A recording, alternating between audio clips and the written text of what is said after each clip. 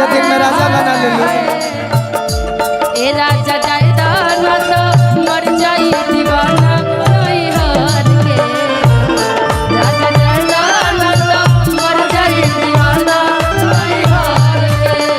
दीवाना दीवाना तहर त मरबे करी, बाकी कह के मरी उत्तर प्रदेश में का विशाल भैया इनकर दीवाना तो मरी, बाकी कह के मरी। अरे अक्सर कोई प्यार करता है तो कह के थोड़ी मरता है। हम मरने वाले हैं। अच्छा नहीं नहीं तुम्हारा मोहब्बत में जिंदगी खराब हो गई। तुम्हारा जब मोहब्बत गोरखपुर आता है तभी ये गाना होता है। उत्तर प्रदेश दिल जब से तोड़लू हमारा के छोड़लू।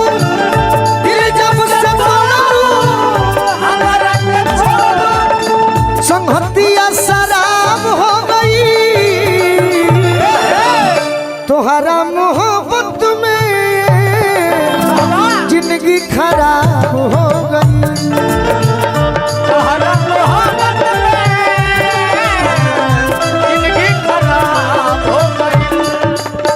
अभय तिवारी जी की ओर से बड़े भैया गुड आइडिया। विशाल सिंह जी की ओर से आशीर्वाद मिलल।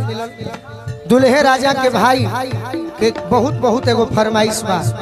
निशा आज तहार शादी होता, बाकी एक समय तुम्हें याद होगा मैं कहा करता था क्या आज ना तो काल मिलबू बनिए ही आस से। आज ना तो काल मिलबू बनिए ही आस से। प्यार हम करीले तुझसे पहले क्लास से। प्यार हम करीले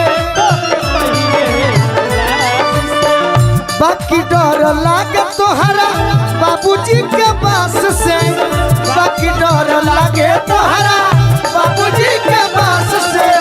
प्यार हम करीले तुझसे पहले क्लास से। प्यार हम करीले पहले राजा जाए तो न तो मर जाई दीवाना कोई हार के।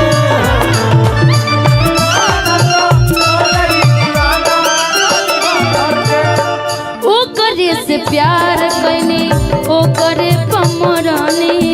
ओ करे पमरानी हो ओ करे पमरानी। ओ करा के छोड़ी कहीं और न मरनी।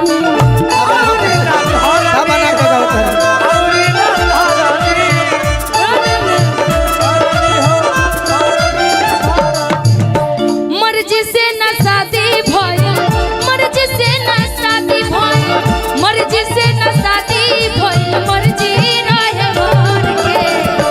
छोड़ के मत जा। जाने दो राजा जी। राजा जी होने बड़े ने दीवाना बड़े। अच्छा हाँ भूल गई थी, मिस्टेक बाय मिस्टेक।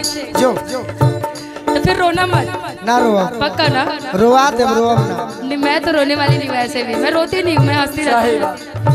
मर्जी से न शादी भइल, मर्जी से न शादी भइल, मर्जी से न शादी भइल, मर्जी से न शादी भइल, मर्जी से न शादी बढ़े मर्जी हमरा घर के।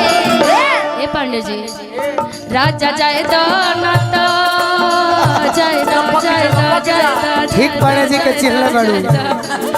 राजा जाए दो। हां भाई परसने पूरा खर्चा भइल बा टांग लेवे के बा।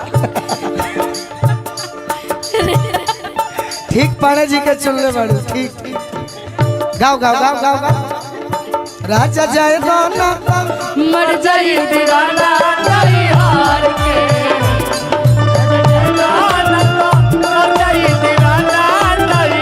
देखो कितना खुश है। राजा जाए सुनो। मर जाई दीवाना। जेकरा के तू राजा मनले बड़ू सही में मनलू हा।